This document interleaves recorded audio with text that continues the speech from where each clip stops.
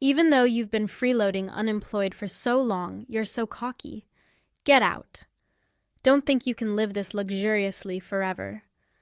As I lifted my face from the laptop I had been working on at the dining table, a sharp pain shot through my neck.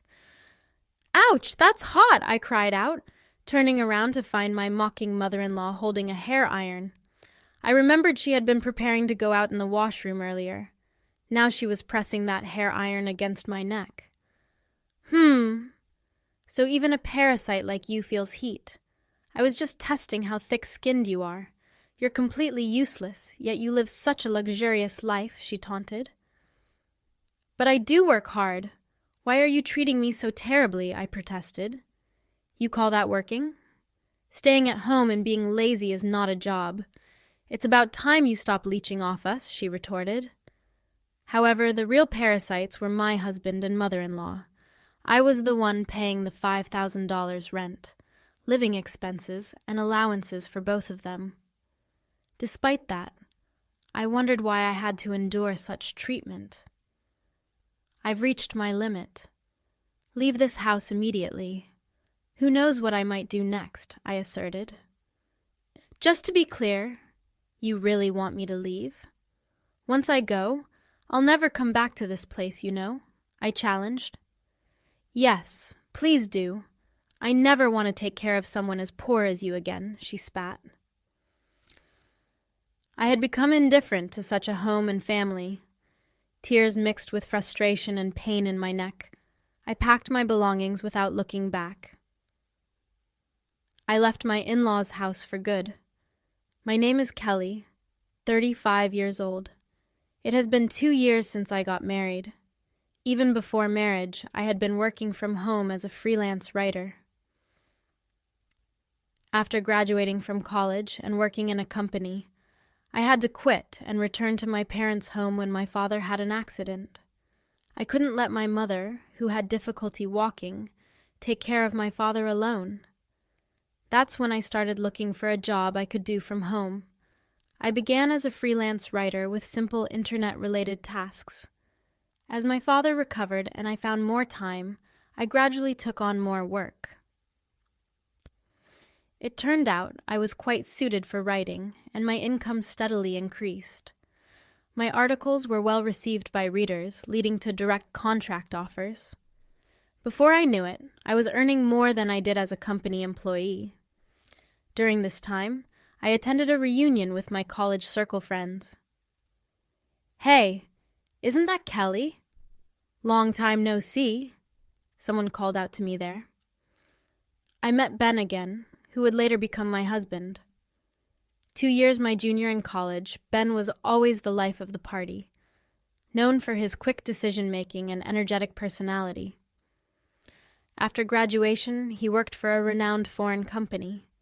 We didn't interact much during college, but that day we talked in depth for the first time. Perhaps because our personalities were so different, our conversation never ran dry. After meeting a few times, we naturally started dating. Hey, I really like foreign fashion accessories. My dream is to open a select shop that deals only with my favorites. In fact, I've already started preparing for it. Ben shared his future dreams with me. I enjoyed listening to him. His mature intellect combined with childlike curiosity made his story seem achievable. Even a reserved person like me felt exhilarated just by listening. So, I was genuinely happy when he proposed. A turning point came about a year after we got married. My father-in-law passed away suddenly.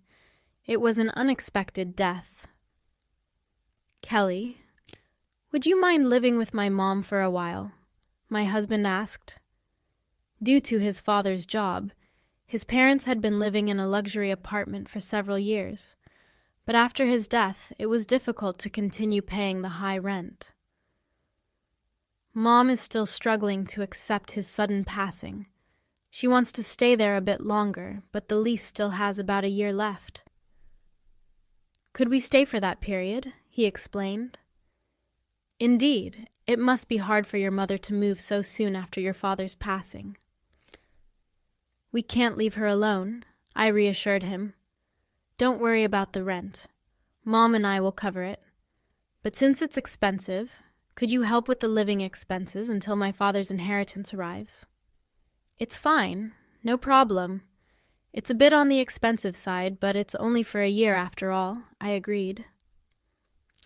Even though I had no interest in fashion or luxury goods, I was intrigued by what the interior of a luxury apartment might look like. At that time, I underestimated what it would be like to live with my mother-in-law. Little did I know it was the beginning of my hardships. From the first meeting, it was clear my mother-in-law didn't like me. When we went to announce our marriage, she said, "Of all people, Ben had to choose an older woman. How did you seduce him?" I felt looked down upon. Thankfully, my father-in-law intervened then.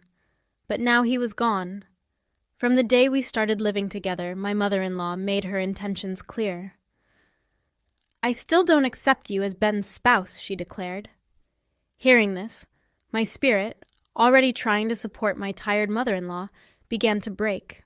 The next day, from my appearance to household chores, I continuously received petty complaints and sarcasm. "Kelly, even if you're indoors, stop dressing so sloppily. Do you realize where you are? Always be ready for guests. Dress properly," she scolded. "Huh?" "This isn't my loungewear, though," I defended myself. "What? That's not loungewear. Jeans are not acceptable. Wear a skirt at the very least.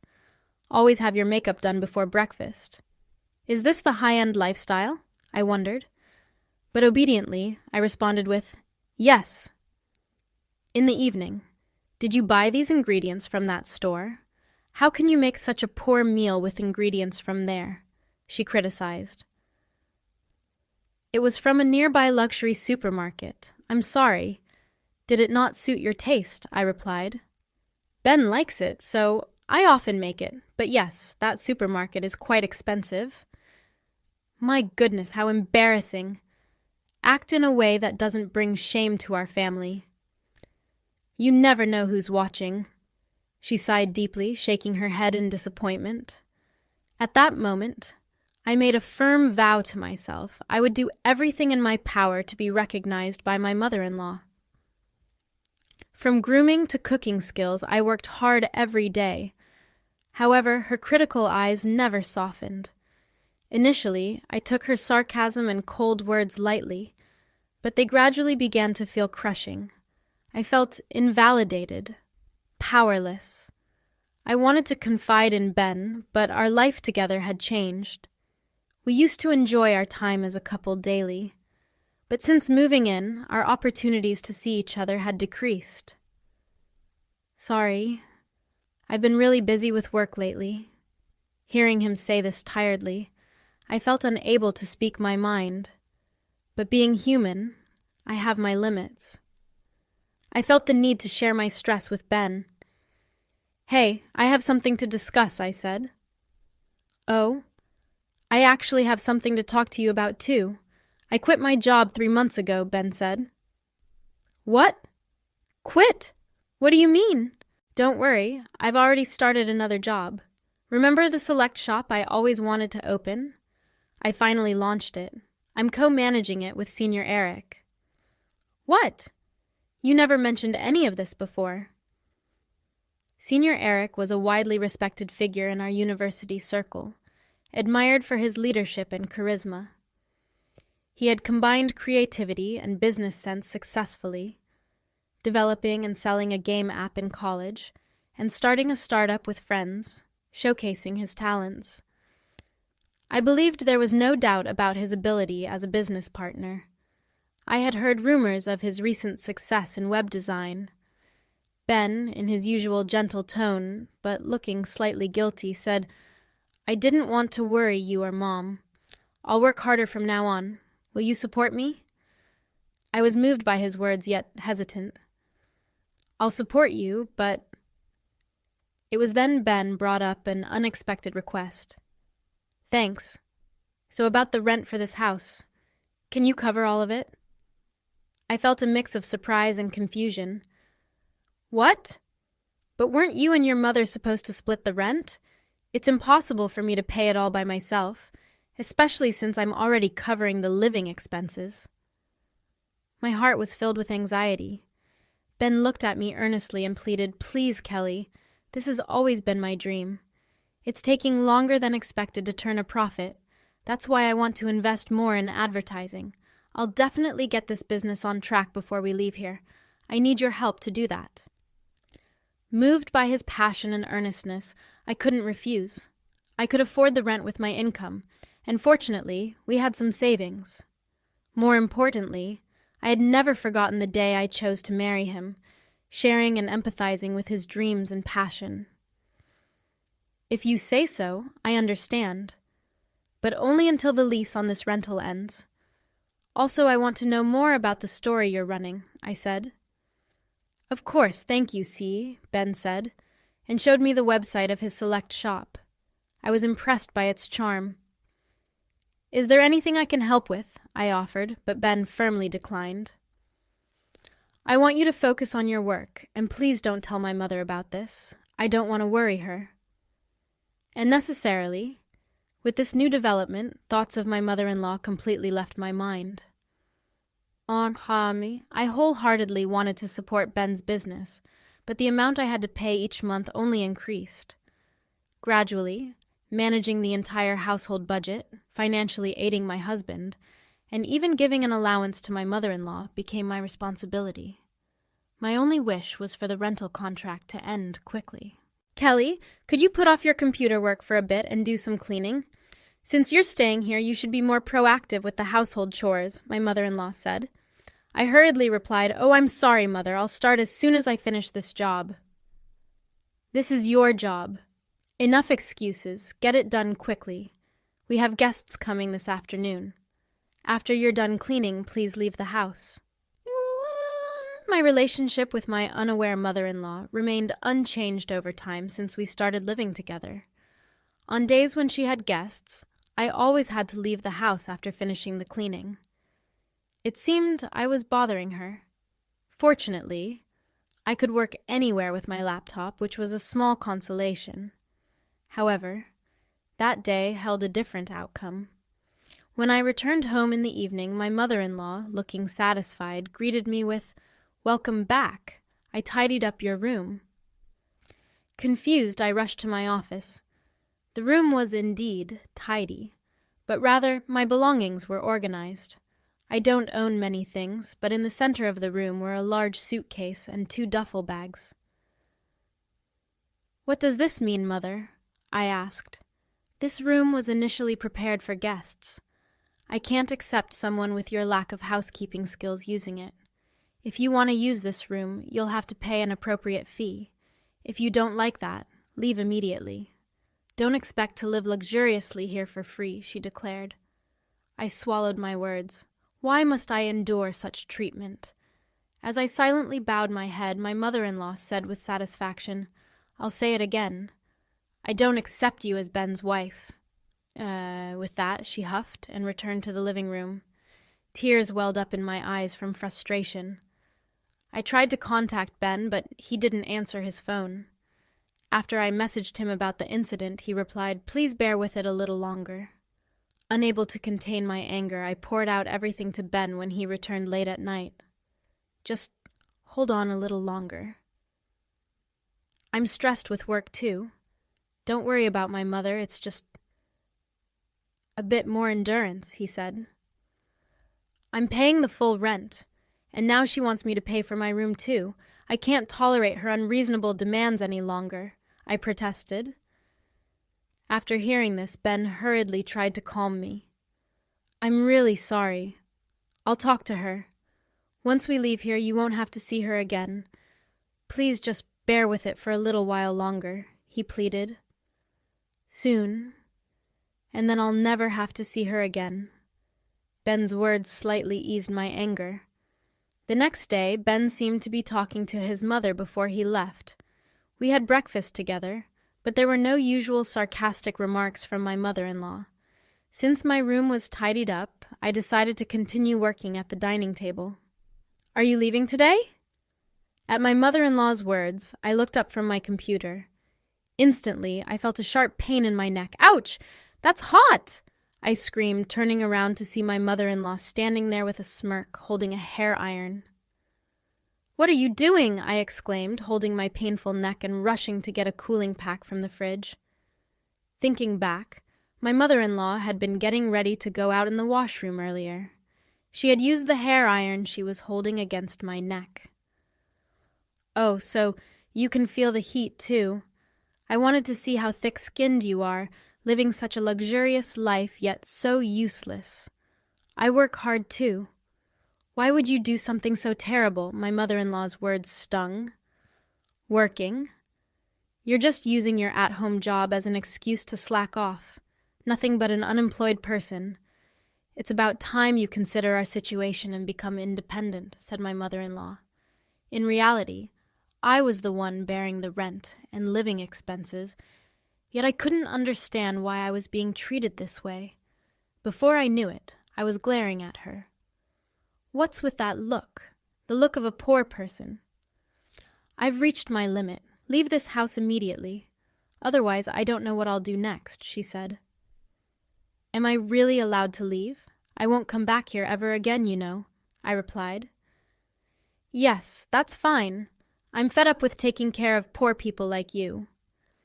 Filled with intense pain and disappointment, I cried as I packed my things. Since my mother-in-law had already organized my belongings the day before, it didn't take long. I no longer cared what happened to this house. I left my in-laws' home without looking back after receiving treatment at the hospital. I went to my usual cafe to calm down. The spacious table arrangement and quiet environment were ideal for focusing on work. As I was contemplating whether to contact Ben, I was suddenly approached. "Kelly? Is that you?" To my surprise, it was Senior Eric. "It's been a while. How's Ben doing?" Senior Eric exclaimed. "Long time no see. Ben is in your care. I heard you were the co-owner." "Sorry, I couldn't greet you earlier," I replied, as he furrowed his brow. "Co-owner? What do you mean?" "I just helped with the website design on Ben's request, really." I was shocked. He lied. "Then I heard you were the sponsor," Senior Eric said. I was surprised by this revelation. Ben had rented a different apartment and seemed to have worked hard for the first few months. However, he had others manage the inventory and shipping from the beginning. For the online shop's promotion, he didn't do it himself, but paid for advertising services. I advised him to do it himself at first, but he insisted it wasn't the role of a businessman, Senior Eric explained. He seemed to fixate on his ideal image of a business owner. As a result, there was no increase in foot traffic or sales, just mounting expenses. Despite this, he gave up too soon. According to Senior Eric, Ben is now deeply involved in internet business, paying high consultant fees. By the way, have you heard about your father-in-law's inheritance? There was quite a bit of debt, not as much as expected, but your mother-in-law is managing her share, so they're financially comfortable. Plus, with his wife's good income, even if he fails, they'll be fine, Senior Eric continued. Really? But that funding is also running low. He's been living extravagantly, acting like a business owner and sometimes treating his juniors. I was at a loss for words. The reason I had to cover my mother-in-law's allowance was that they had used up my father-in-law's inheritance. Ben's recent frequent requests for financial support were probably because his funds were running low. He hadn't told me about the inheritance. Perhaps for that reason, doubts connected with Senior Eric's words, and everything became clear. I got up steadily, thanked him, and left the cafe. Before I knew it, I was in front of my parents' house. Seeing me with my luggage, my father looked surprised. Tears overflowed as I saw the faces of my parents, who I had been holding back my sorrow from. "Tell us what happened. Your mom and I are always on your side," my father said. "That's right. You always try too hard on your own, my mother added. Their warm words made me cry again. Then crying, I told my parents everything. The terrible treatment from my mother-in-law and the fact that I was bearing all the expenses for my in-laws' house. My parents were both outraged and cried with me. There's no need to go back to your in-laws' house. Live for yourself from now on, my father said. His words deeply resonated with me. After talking about everything, I felt a weight lifted from my heart. What have I been living for these past months? The only message from Ben was a short one asking, "Where are you now?" After that, I received several similar messages. After ignoring several similar messages, his attempts to contact me stopped altogether. My existence must have been just that insignificant. More than sadness, I felt a firm resolve. Just having a meal with my parents, I could feel the warmth of a family. Maybe what I had been seeking was such simple moments of happiness. While staying at my parents' house, I gradually felt like I was gaining myself. About 2 weeks later, Ben called. "Kelly, where are you? Have things calmed down with Mom? She feels bad about it. Aren't you coming back soon?" "I'm at my parents' house now. I plan to live here from now on. Your mother said she's tired of taking care of a poor person like me, and I'm not going back," I replied. "Let's get a divorce." "Wait, why divorce if living with Mom is the problem? Let's sort it out." "I'm coming to pick you up. Let's talk in person," Ben insisted. "Why should we talk now when there was no contact before? And how's your business?" After that question, there was a moment of silence. "Actually, I'm seeking advice from someone knowledgeable in business. There might be a big plan realized next month," Ben replied. "That's it. Let's go look for a new place to live before that," he continued. "Ben, don't change the subject. You haven't told me anything important. That's why I don't want to talk anymore. I'll write the divorce papers and send them to you," I said, and hung up the phone. However, that night, Ben suddenly appeared at my parents' house. I talked to him through the gap in the door with the chain on. "Kelly, please don't be mad. Let's go back. Mom feels bad about it," Ben pleaded. "Come on, stop sulking." "I was kicked out of the house by your mother. Don't take it seriously," I retorted. "Not take it seriously? Did you know why I left the house? Your mother pressed a hot hair iron against my neck and burned me. I don't know what else might happen, and there's no way I can go back." I brushed back my hair to show him the burn mark on my neck. "Did Mom really do that?" Ben asked in shock. "I'm sorry. I didn't know. Why didn't you tell me?" "Mom told me it was just a simple fight. I'm really sorry." "Are you okay?" Ben asked. "A simple fight?" His flippant words made my anger boil over. I had planned to decide on a divorce without facing him, but my indignation overflowed. I felt the same anger towards both my husband and mother-in-law. I thought of blaming them thoroughly. The outrage in my heart seemed to burn. "Anyway, I'm not coming back. You should go home too. I'll contact you again tomorrow," I said firmly. "Really? Will you actually contact me? I can't accept a divorce without even discussing it. If you don't contact me, I'll come back tomorrow," Ben said before leaving. I prepared and arranged to meet with Ben and my mother-in-law 3 days later in the afternoon. The place for the discussion was a cafe-restaurant on the 30th floor of a luxury hotel. On the day, I dressed in a high-end brand dress, revealing my neck and styling my hair up. My mother-in-law looked displeased at the sight of me. "Thank you for gathering today. I have reserved afternoon tea, so please enjoy it." I smiled at my mother-in-law and Ben.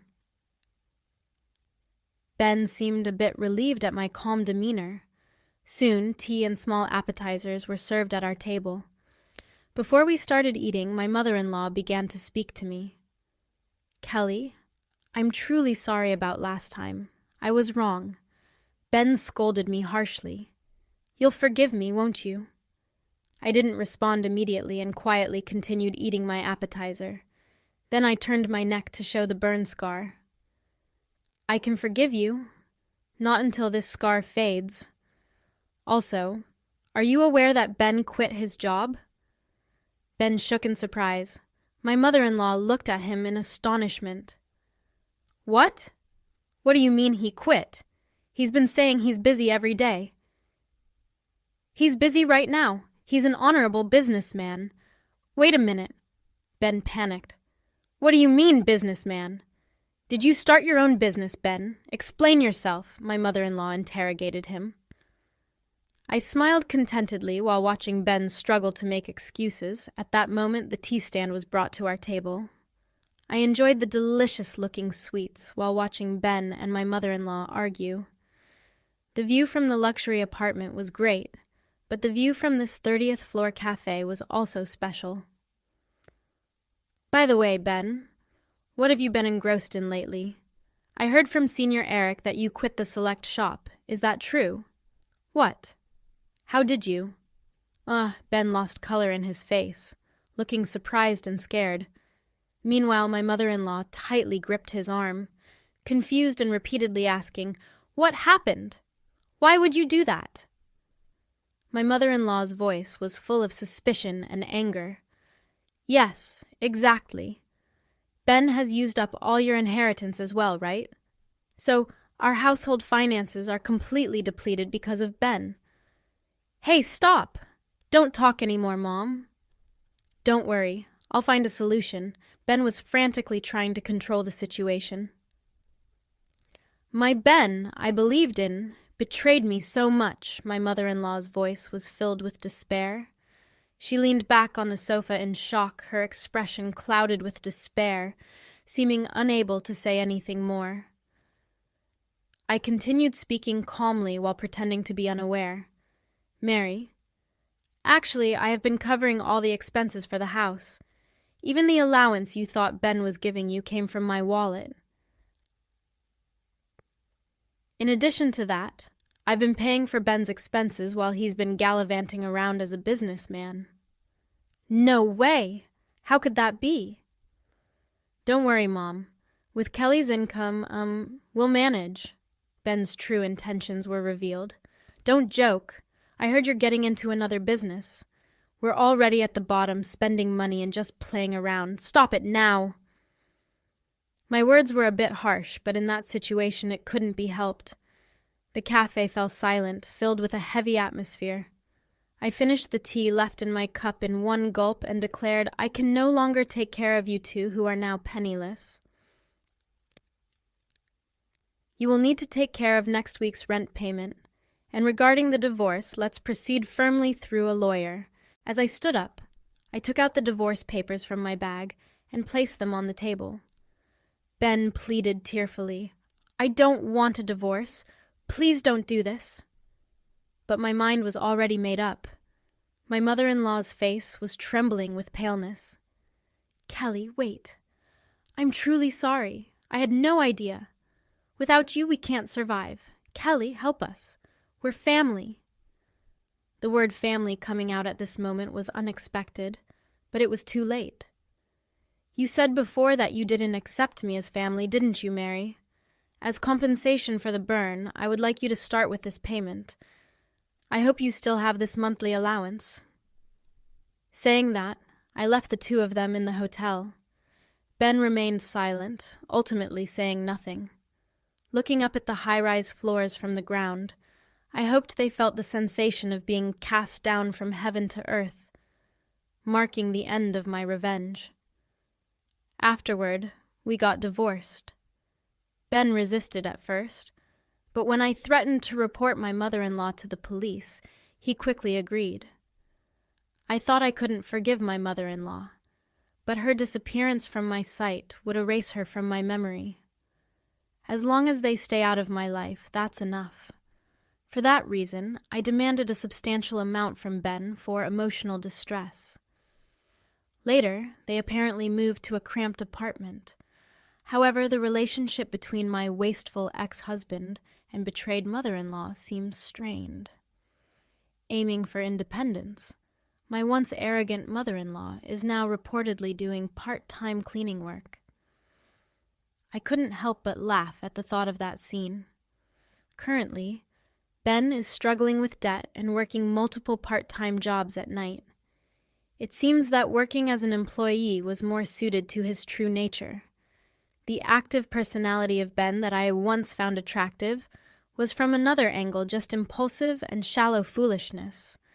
Living in the luxury apartment and the inheritance from my father-in-law must have revealed his flaws more clearly.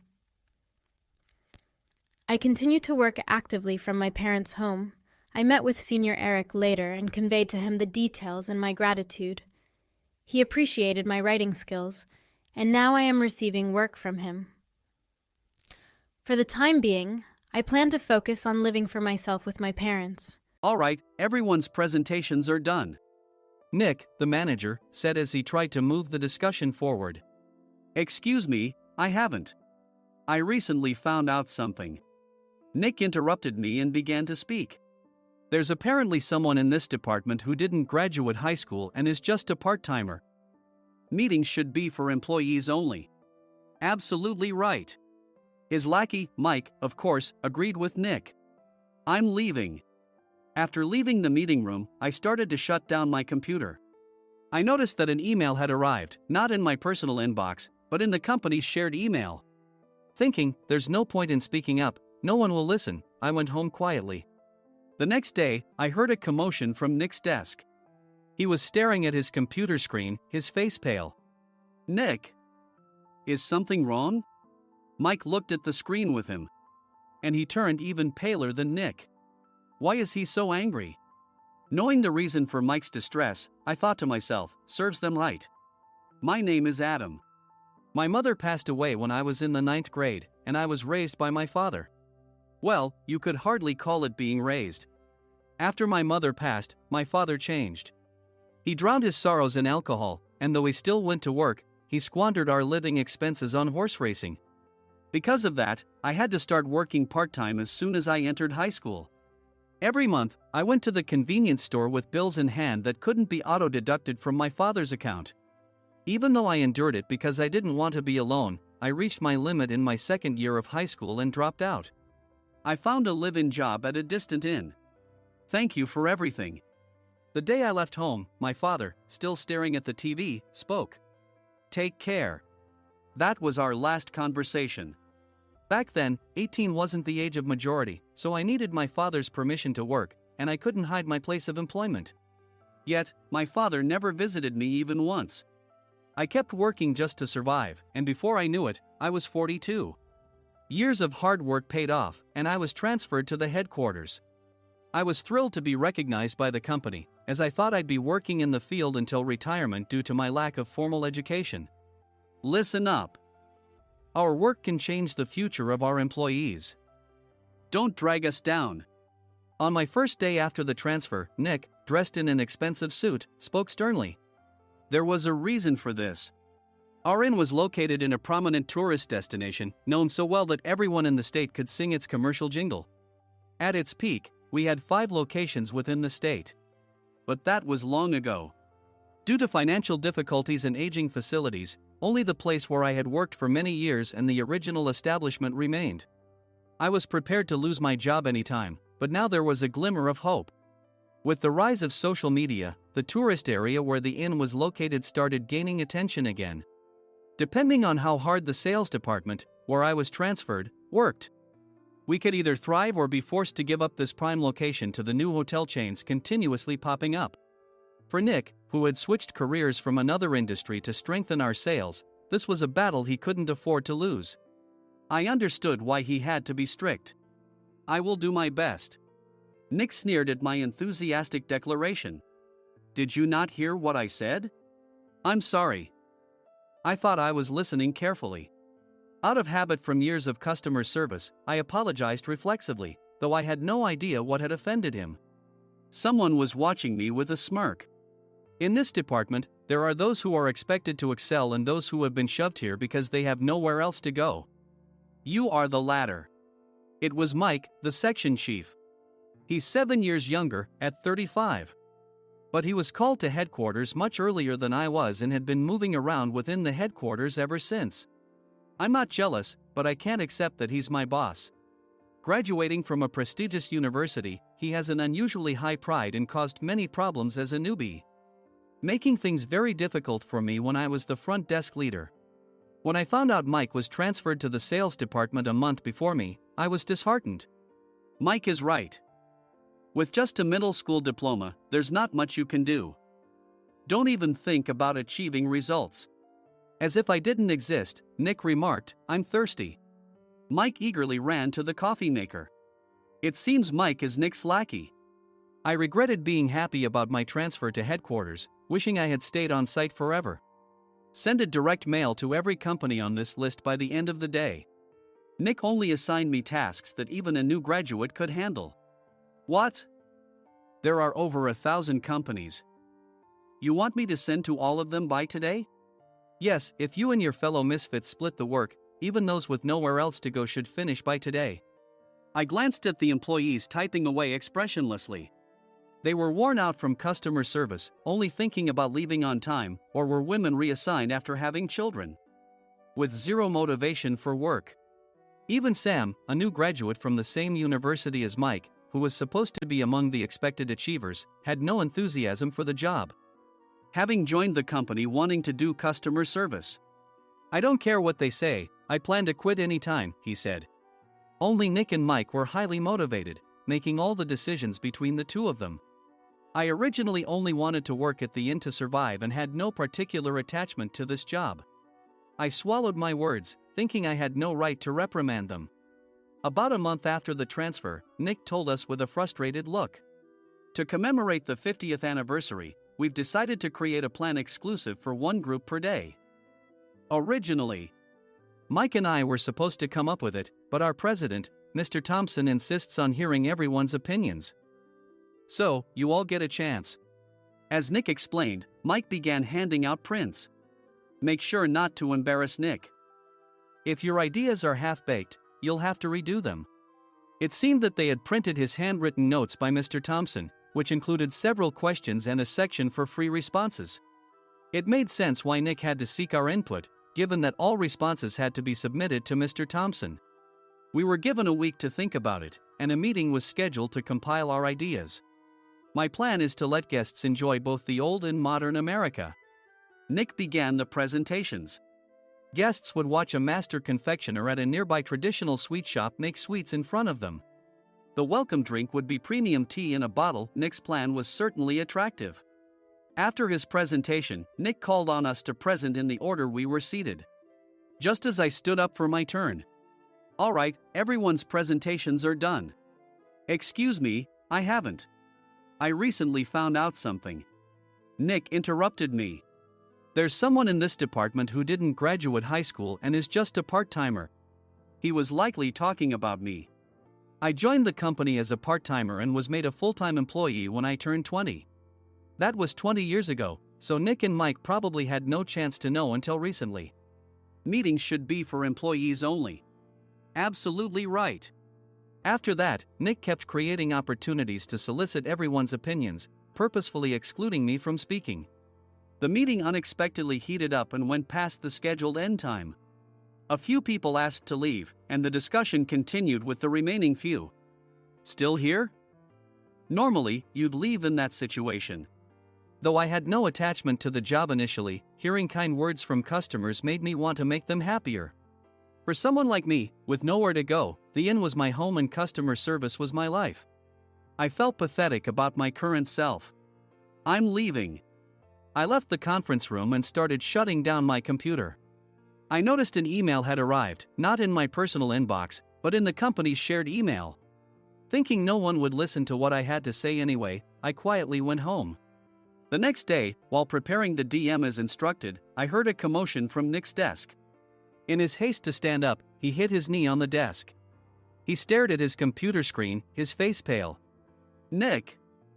What's wrong?" Mike, thinking he should be the first to rush over, approached Nick while still wearing his coat. He peered at the screen with Nick. And he turned even paler than Nick. Why is he so angry? Who is responsible for this company? Nick, more irritated than ever, asked, and Mike answered without checking. Probably Sam. Sam wasn't there because he was attending a morning training session for new hires. Nick gave up on getting angry and returned his gaze to the screen.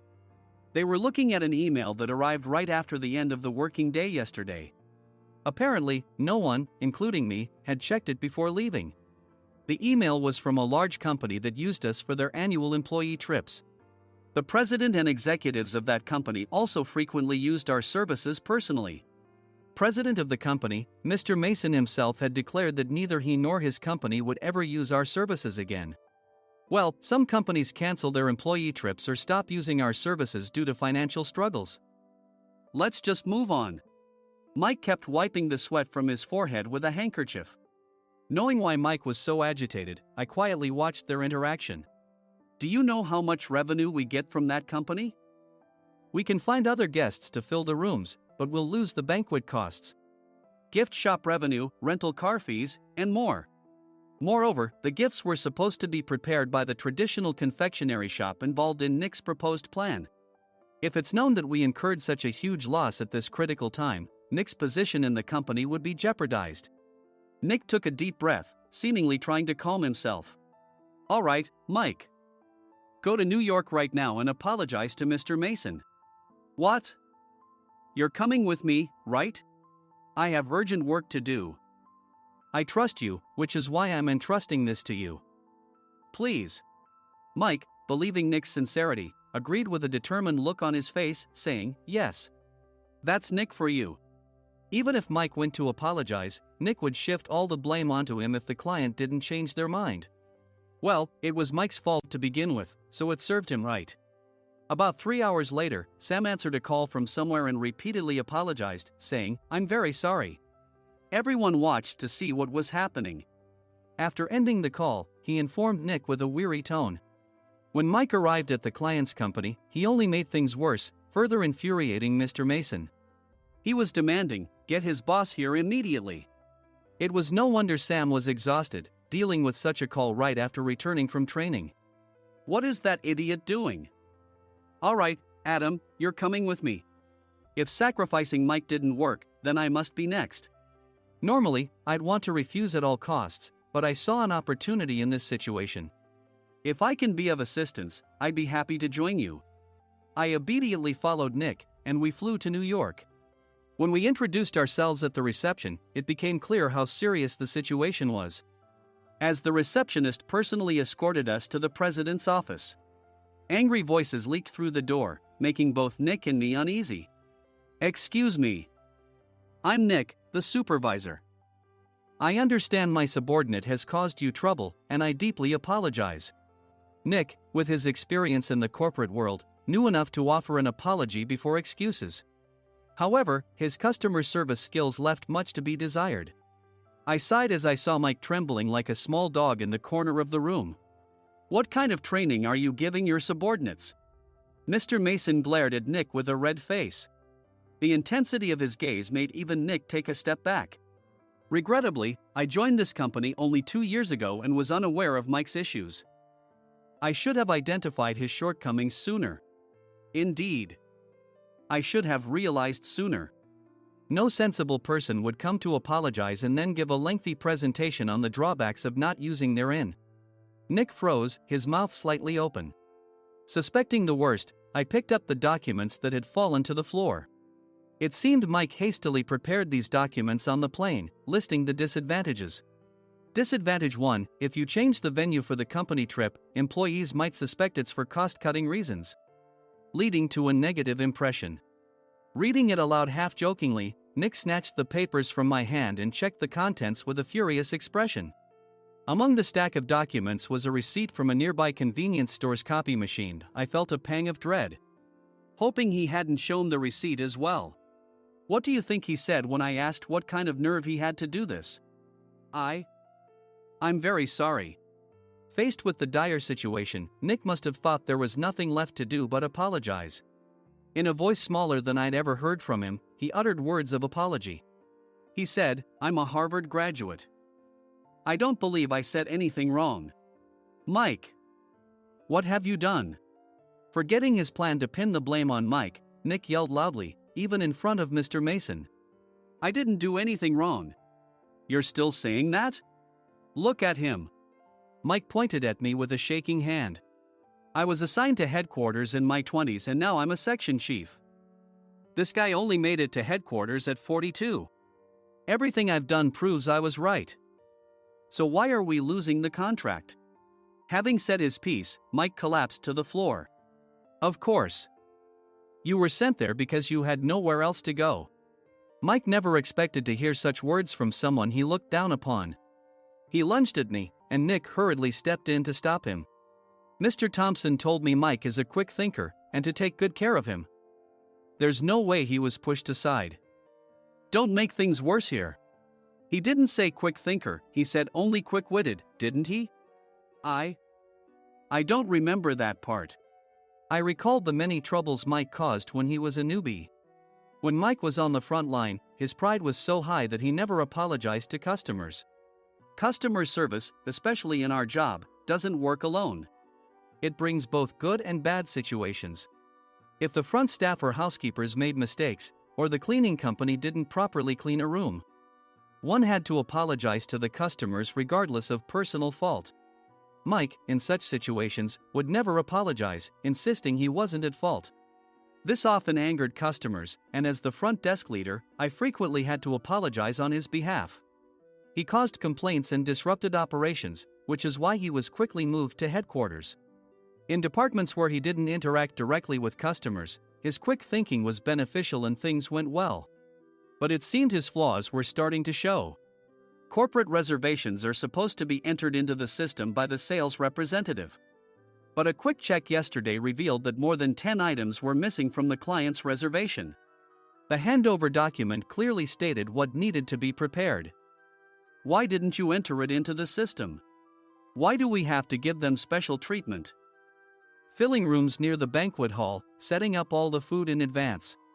Specifying the brand of wine, they're too demanding.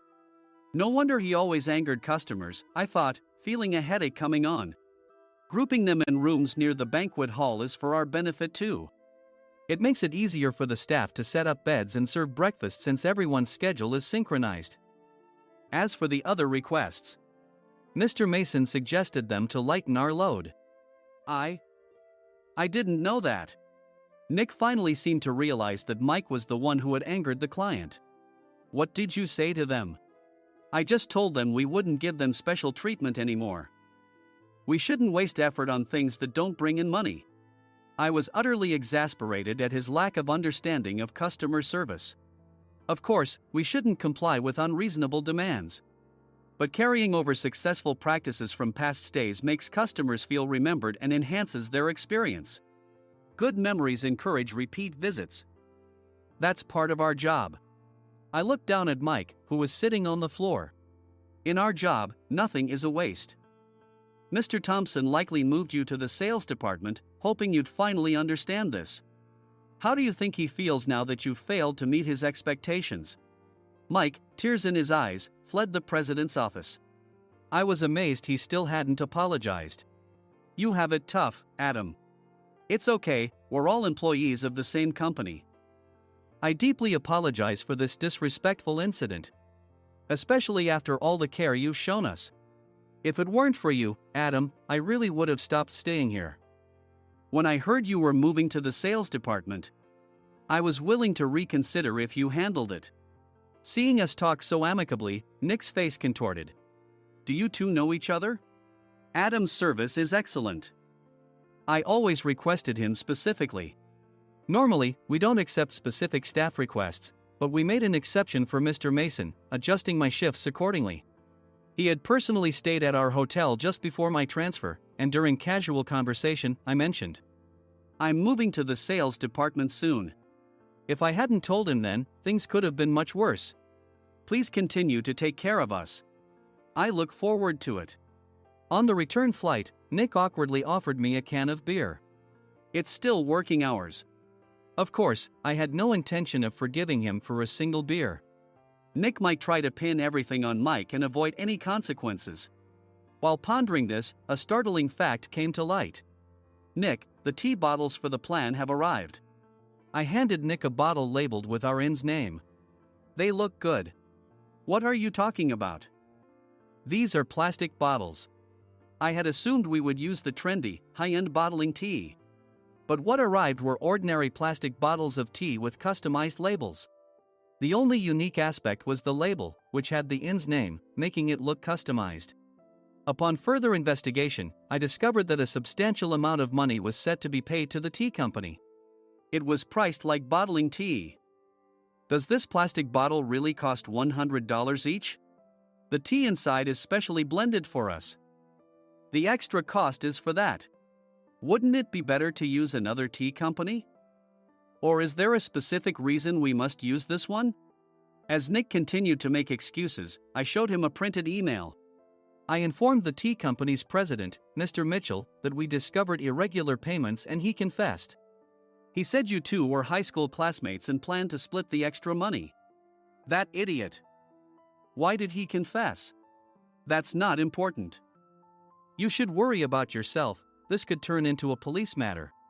Opening the bottle cap, I suggested. How about calming down with this tea? It supposedly has a relaxing effect. Nick drank the tea frantically. In the following days, decisions were made about their fates. Mike was reassigned to the General Affairs Department, with no chance of transfer or promotion, as per Mr. Thompson's orders. As for Nick, since the payment to the tea company hadn't yet been made, he narrowly avoided legal trouble. Instead, he was encouraged to leave the company, and to avoid further complications, Nick submitted his resignation. Rumor has it that connections between HR departments have made it difficult for him to find new employment. Even though it was good to have those two gone, something unexpected happened in the sales department. Everyone became motivated and united in refining the 50th anniversary plan. In the end, my plan was adopted. We collaborated with the Tourist Information Center to provide personalized guides. The plan, tailored to the number of guests, was truly special for the 50th anniversary. Hey, is Adam's family coming to stay? I immediately booked that special plan for my family. Sam noticed it on the reservation list and quickly picked up on it. Yes, I'm inviting my father. That's great. I might invite my parents too. I lacked the courage to face my father just as Adam. But here, with the confidence Mr. Mason praised, I felt ready. The 50th anniversary plan was a perfect opportunity to reconnect with my father. I hoped to bring back the days when we could laugh together as we once did.